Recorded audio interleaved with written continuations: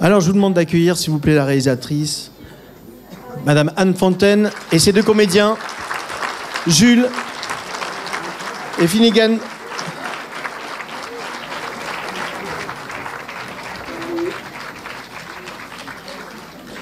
Je les ai appelés, hein, c'est bon. Ah bon? Ouais.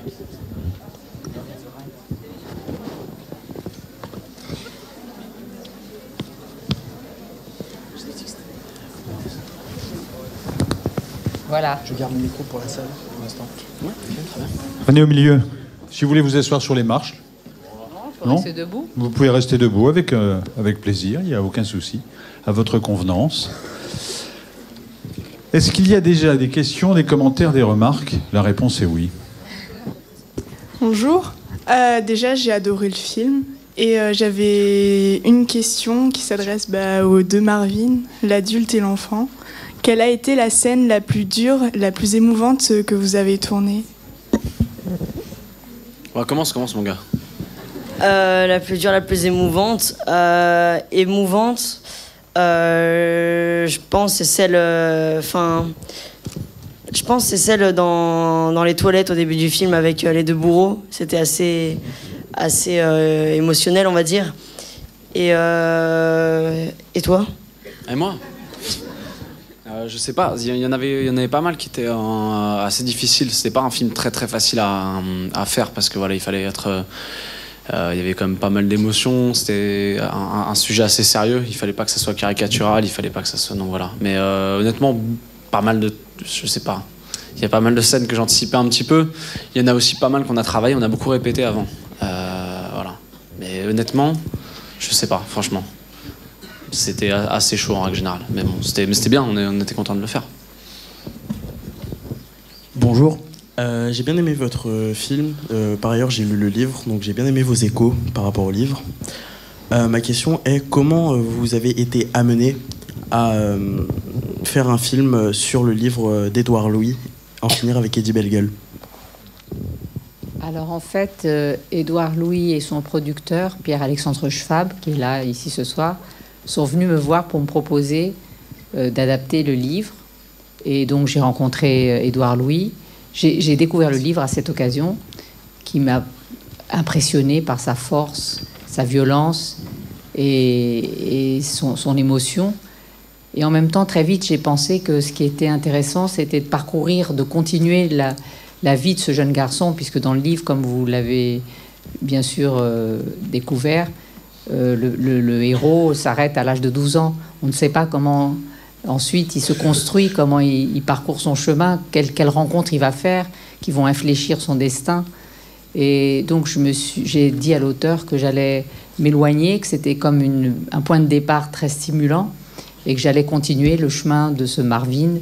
Donc c'est une très libre adaptation, mais il y a en même temps le cœur qui est là, la famille, la situation de ce jeune garçon.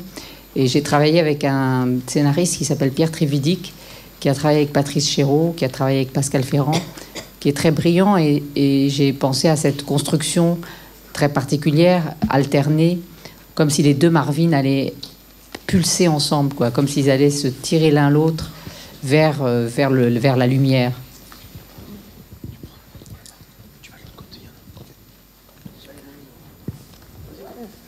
Bonsoir. Alors déjà, je voulais vous dire que j'ai beaucoup aimé le film. Et ma question s'adresse aux deux comédiens. Comment vous êtes préparés pour le rôle de Marvin? Comment ça s'est passé pour interpréter? Ouais, pas mal de répétitions, comme j'avais dit. Mais sinon, je sais pas, honnêtement. On a pas mal préparé le film, ouais, avec Anne Fontaine. On a beaucoup lu le scénario. Et voilà, hein, sinon... Il a fait des répétitions de théâtre pour la scène avec Isabelle Huppert. Ouais, ça, j'ai jamais fait. On a travaillé sur la façon dont il avait d'interpréter son père, sa mère, comment il allait s'emparer de ses parents comme personnage. Puis on a fait aussi beaucoup de travail de proximité entre les deux Marvin. Les cheveux roux, la qualité, la tessiture des cheveux, la peau, les grains de peau, puis plus profondément qui s'inspirent l'un de l'autre. Ça, c'est un vrai travail de comédien. C'est-à-dire que le grand Marvin puisse regarder le petit Marvin. Et donc, il y a eu vraiment des essais très approfondis pour les rendre le plus plus proche possible. Bonsoir. Vous êtes où? D'accord. Bonsoir. En tout cas, félicitations pour votre beau projet. C'est vraiment impressionnant. Et je voulais une question pour vous. En fait, c'était pourquoi. Quelles étaient vos ambitions pour ce film? C'est une question assez vaste. En fait, ce qui m'a intéressé, c'est de voir si on pouvait incarner cette lutte contre le déterminisme social, contre le déterminisme de ses origines, et de faire de la différence une force.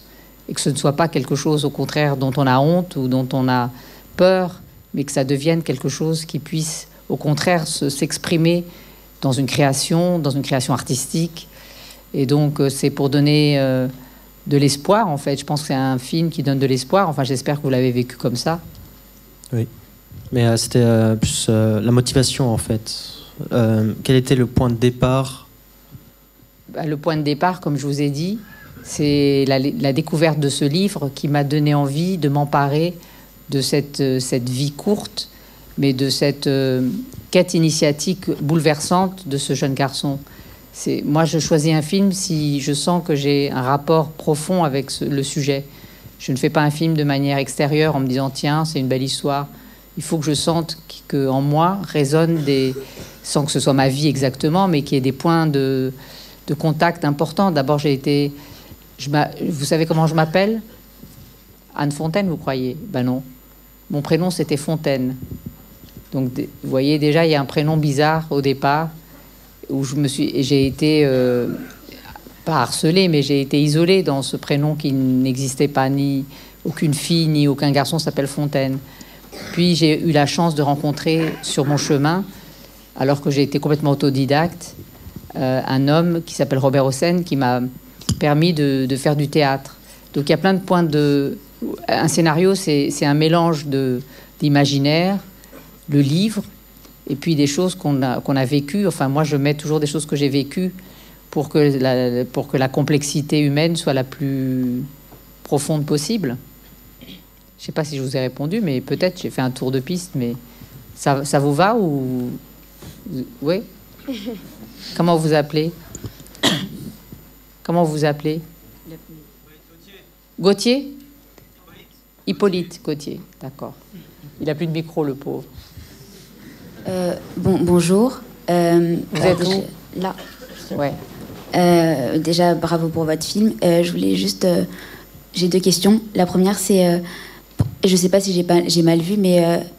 il y a mentionné quelque part, enfin, pourquoi vous n'avez pas mentionné que c'était tiré, enfin, que c'était inspiré du film, du livre En finir avec Elie Pellegel. Pourquoi quoi exactement? Pourquoi il n'y a pas marqué au générique? Il y a marqué au générique? Non, il n'y a pas marqué. Et parce que l'auteur qui a cédé ses droits, quand il a lu le scénario, il a pensé que l'interprétation du film, la scénarisation du film était une très libre inspiration, et donc il a préféré ne pas être cité. Donc c'est un choix, un choix qui est venu de concert avec l'auteur et moi, parce que 70% du film n'est pas dans le livre. Donc voilà, c'est pour cette raison tout simplement. Bonsoir, je suis là. Merci pour ce beau film et moi pour avoir été figurante dans le film, c'était vachement intéressant de voir l'intérieur et l'extérieur. Et du coup ma question c'était dans la scénographie, enfin dans la petite pièce de théâtre avec Isabelle Huppert, pourquoi avoir choisi cette scénographie avec l'eau, tout ça? Parce que en fait, bon, bien sûr métaphoriquement, il y a l'idée d'être dans une salle de bain, dans quelque chose où l'eau est... Parce que ce qu'elle décrit, ça se passe, la scène, comme vous avez entendu, dans une salle de bain. Et puis je trouvais que c'était beau, simple, la réflexion aussi des corps dans l'eau. Et le rouge, c'est le théâtre des Bouffes du Nord, je ne sais pas si vous le connaissez, qui est un théâtre magnifique. Et ça m'est venu très, très vite que ce soit, et que l'échelle symbolise en fait l'endroit où il se met quand il est petit sur les escaliers. Il se met toujours, je ne sais pas si vous avez vu chez lui, un peu de manière oblique sur un petit escalier. Et donc ça rappelle cette scène d'enfance. Et vous avez mis combien de temps pour monter le projet une fois à la fin du tournage? Vous parlez du montage du film? Oui, voilà, du montage. Combien de temps j'ai mis? Je ne sais pas. Mais ah non, je promets, je sais pas. Vous avez été très muet, et donc peut-être vous savez combien de temps j'ai mis? 8 mois 8 mois, non. En fait, je ne sais pas, parce que je fais un premier travail au montage de 3 mois, puis je laisse reposer, puis j'y reviens. Donc c'est par vague, parce que le montage, c'est quelque chose qui est assez complexe, en fait, parce qu'au départ, vous voyez assez vite certaines choses, et ensuite, vous avez besoin de la distance et de ne pas être captive de votre propre film. Donc, j'ai dû mettre... 5 mois. Voilà, non, puis... 2 fois 8 mois, puisque ça a décanté. Et ah oui, alors là, je crois que les producteurs auraient réagi s'ils m'avaient laissé 16 mois. Alors, je vous laisse à 10 mois. 6. 6, ça marche. Top. Topé, pardon. Topé. C'est topé. Merci beaucoup. Oui. Bonjour. Vous êtes où? Je suis là. Ah, voilà. J'ai pas lu le livre, mais je voulais savoir justement si la représentation des parents venait de votre inspiration ou était tirée du livre. L'inspiration des parents... La représentation. Les parents, le type de parents, disons, mais c'est toujours différent au cinéma puisque c'est incarné par des êtres vivants, alors que sur un livre, on l'imagine qui y sont. Mais c'est très fortement inspiré du livre. La famille Bijou est fortement inspirée du livre dans sa façon de vivre, d'être.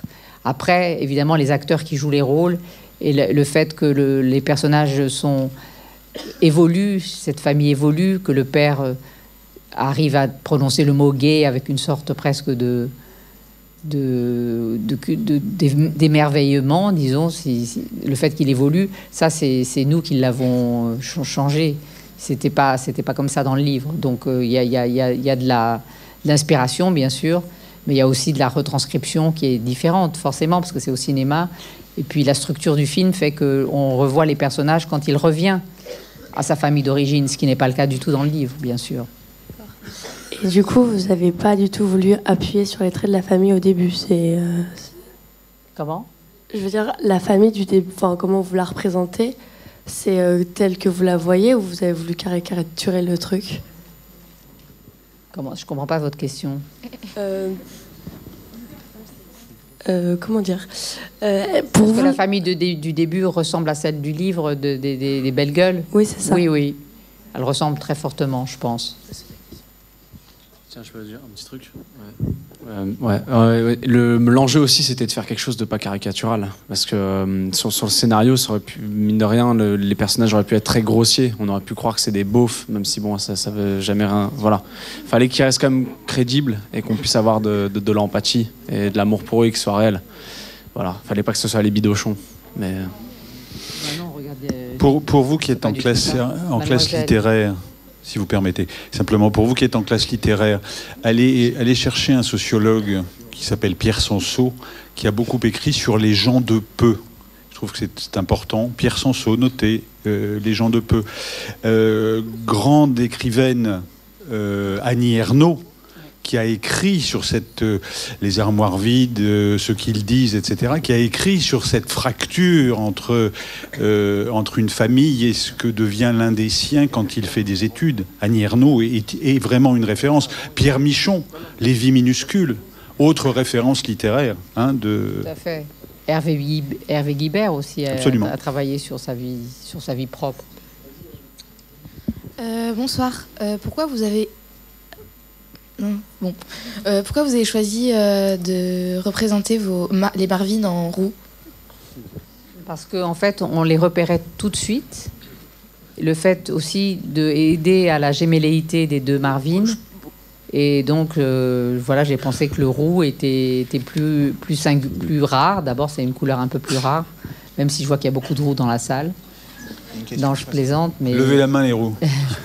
Mais c'est vrai que c'est plus rare. C'est bien. Et voilà, et ça permet très vite de les voir de loin. Il n'y a pas d'autre message que ça. Moi, je tiens à rajouter quelque chose, c'est que du coup, on a été teint, bon, pas mal de fois, etc., pour trouver le bon roux. Mais ce qui fait que j'ai passé 2 mois dans la peau d'un roux. Non, mais voilà, j'ai passé 2 mois teint en roux. Et il y a des gens en soirée qui essaient de se foutre de ma gueule, genre aux toilettes, genre, hey, sale roux. Et j'étais genre, ouais, voilà. Donc ceux qui se foutent de la gueule des roux, c'est tout ce que j'ai à dire. Bah, les roux sont harcelés aussi parfois. Poil de carotte, poil de carotte. Ouais. Oui, bonsoir. J'avais une question, pardon. J'avais une question, pourquoi avoir fait jouer pourquoi Isabelle Huppert joue-t-elle son propre rôle? Alors parce que c'est un rôle qu'elle n'avait jamais joué. Et donc c'est assez rare, il n'y a pas beaucoup de rôles qu'elle a jamais joué. Et elle joue avec sa propre image et elle a de l'humour et en même temps c'est comme une fée qui se présente, une icône du théâtre. J'ai pensé spontanément à Isabelle Huppert et elle a joué le jeu avec beaucoup de générosité parce que je pense que dans la vie, Isabelle serait capable tout à fait de dire oui à un auteur comme Marvin Bijoux, comme Martin Clément. Alors elle a l'audace parce qu'elle est incroyable. Puis de la voir danser sur Stromae, c'est assez jouissif, je pense. Bonjour, je suis en haut. Déjà, j'ai adoré le film, ça m'a beaucoup touché. Et puis, justement, ce que j'ai aimé, c'est justement que c'est pas parti dans la caricature et dans les clichés de l'homosexualité.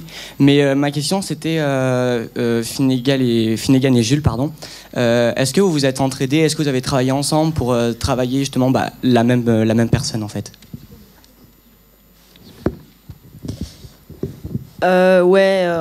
En amont du tournage, dès mes premiers castings, en fait, lui qui était déjà choisi, il était là.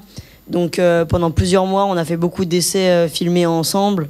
On a eu des rendez-vous où on s'est teint les cheveux. Une fois c'était pas assez roux, une fois c'était trop roux, une fois c'était pas le même roux. Donc on s'est beaucoup vu pendant quelques mois. Ouais, on en revient à la cause roux. Mais non, on s'est pas mal vu effectivement avant, et on faisait aussi des espèces d'exercices un peu étranges, des exercices qu'on peut faire en casting, genre on se met tous les deux à côté, on doit faire les mêmes choses en même temps, des espèces d'exercices de miroir. Mais en fait, il faut accepter de le faire si vous voulez être pris pour le rôle, ça fait partie du deal. Voilà. Mais sinon, on a un peu travaillé aussi, et on a passé du temps ensemble, et on tournait jamais ensemble en même temps sur le tournage, parce qu'on jouait le même rôle, donc on n'avait pas de scène vraiment tous les deux, à part la scène de fin que vous avez vue. Mais ce qui fait que moi je passais quand même un peu au début du tournage, je regardais un peu derrière la caméra comment ils se déplaçaient, comment ils bougeaient, et puis je pense qu'ils faisaient un peu la même chose aussi. Enfin voilà, un peu d'observation. Et Anne Fontaine qui fait le reste. Bonjour, je suis là. Salut. Je voulais vous demander, vous jouez un collégien et quelqu'un à la fac. Je voulais vous demander savoir quel âge vous avez et si vous avez le même âge que le personnage que vous jouez, quel est l'impact que ça vous a fait en fait? Moi j'ai 26 ans, je suis jamais allé à la fac. Mais voilà. Mais il faut continuer à aller à l'école, hein, franchement. Mais voilà. Moi j'ai 16 ans et j'avais 15 ans quand je jouais Marvin. Du coup je jouais le personnage qui était plus jeune parce que je faisais plus jeune. Bonjour. J'avais une question pour vous trois. Anne, les personnages qui entourent Marvin sont assez complexes. Certains sont forts, certains sont assez compliqués à interpréter, je pense. Et comment on les met en scène? Comment on met en scène ce genre de personnages? Et les garçons, comment on joue avec des acteurs qui ont des rôles comme ça, quoi? En fait, vous savez, la mise en scène, c'est d'abord le choix des acteurs. C'est 70%, c'est François Truffaut disait que 70% de la réussite d'un film, c'est de savoir choisir les acteurs pour les rôles.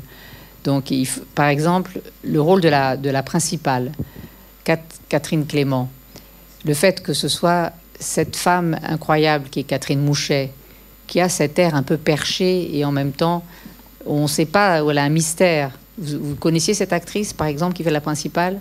Non, pas du tout. Vous la connaissez pas? Elle a fait un film incroyable qui s'appelait Thérèse d'Alain Cavalier, que je vous suggère de voir vraiment, parce que c'est un film incroyable sur une carmélite.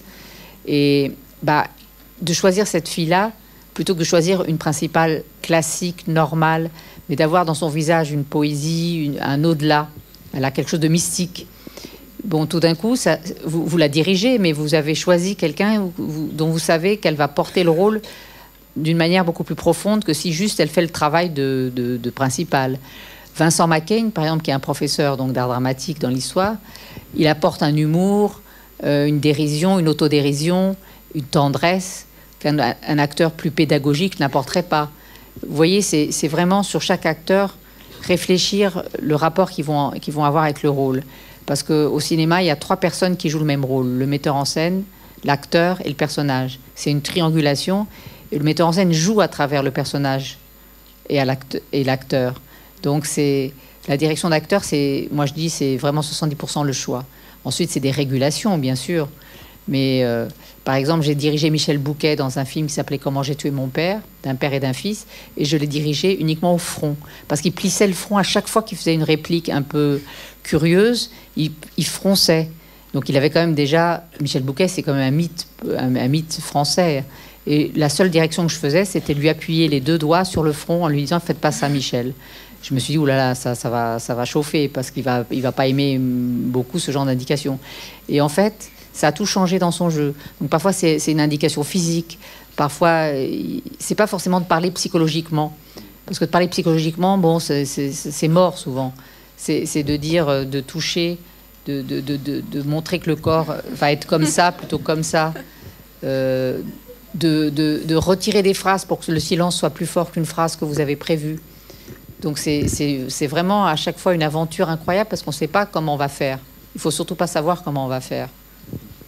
Et du coup, pour la suite de ta question, par exemple, les scènes de la famille avec mes parents dans le film, jouer avec Grégory Gadebois et Catherine Salé qui jouent les parents, je peux te garantir que c'est assez impressionnant parce qu'ils sont vraiment impressionnants et que quand tu es à côté d'eux, ça te met direct dans l'ambiance, donc c'est une aide super.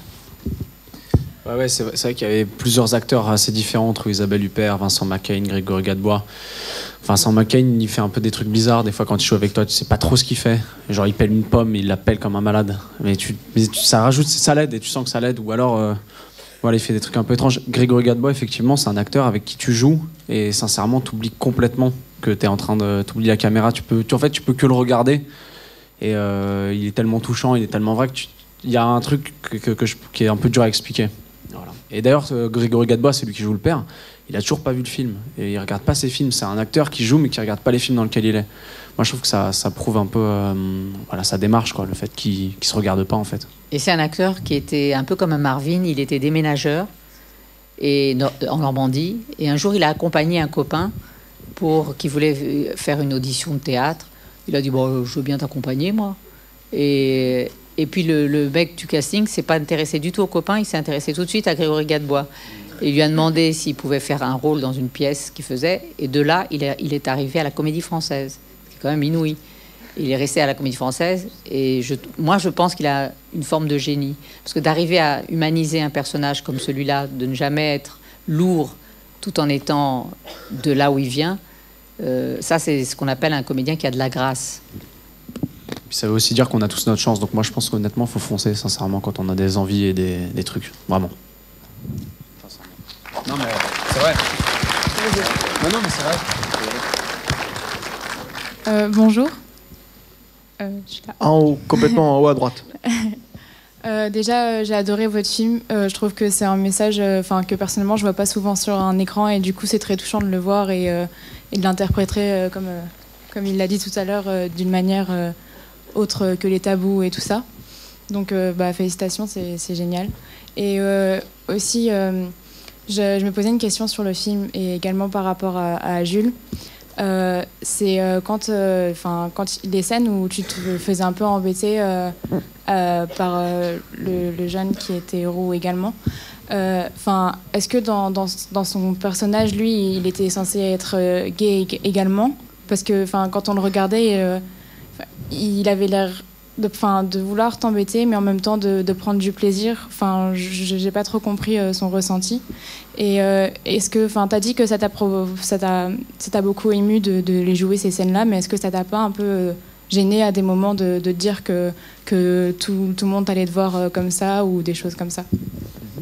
Alors, pour venir directement à la fin de la question, oui, si, évidemment, c'est surtout que j'ai commencé par ça sur le tournage, donc c'était assez stressant et assez gênant.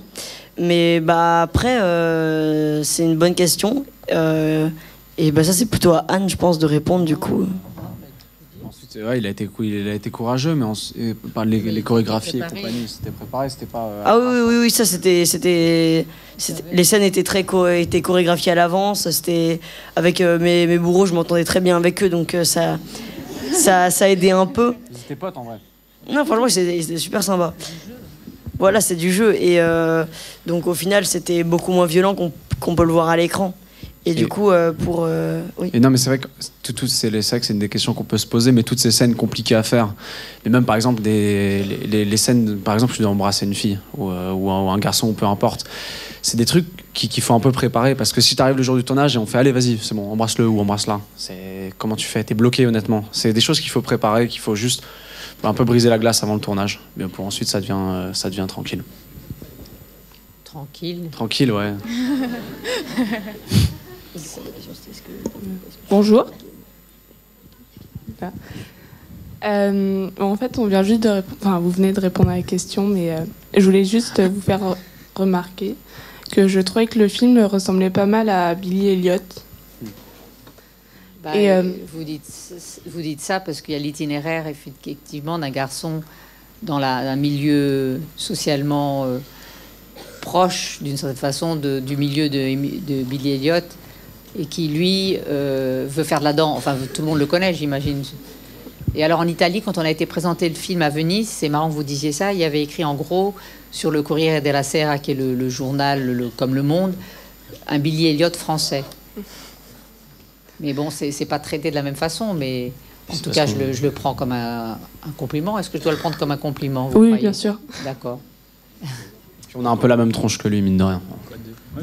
On va prendre la dernière question, s'il vous plaît.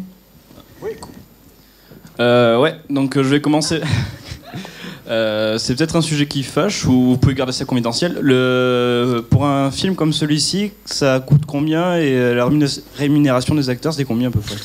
Oh là là! Vous n'êtes pas obligé de répondre, hein, c'est vous qui voyez. Alors, ça coûte combien le film? La rémunération des acteurs, je ne sais pas, parce que c'est tous les acteurs. Je ne vais pas vous dire tous les salaires des acteurs, ça n'a pas beaucoup d'intérêt. En tout cas, c'est un film que j'ai fait pour moins de 6 millions d'euros. Et alors, ça fait quoi? Ça vous paraît quoi, beaucoup? C'est pas tellement, hein, vous savez. Parce qu'un long métrage, avec 8 semaines de tournage, moi, je tourne pas à toute vitesse. C'est un budget modeste, moyen modeste. Et les salaires des acteurs, il a été terrifiant à négocier, surtout sur les deux garçons. Jules a pris 5 millions. Il reste 1 million pour faire le film. Voilà. Alors, voilà. Alors, merci et à bientôt. Ouais, merci beaucoup. Merci et bonne soirée. Pour mémoire, le film que vous avez vu avec Éric Barbier, le film du premier soir avec Charlotte Gainsbourg, est un film estimé à 24 millions d'euros. Pour info.